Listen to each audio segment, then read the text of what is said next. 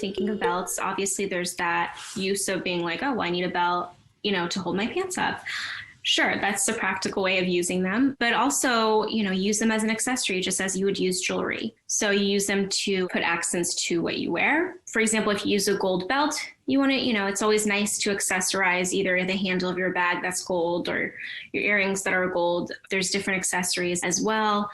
So for women, especially when you wear a belt, you want to make sure that if you're doing a wider belt, that's your goal is to show off your waist, for example, on a dress, because it grabs the attention towards your waist. You get to decide where the eyes go. And with men as well, if you want a thicker belt or a thinner belt and you're using it wearing a tucked in shirt, it's going to attract the eye towards that.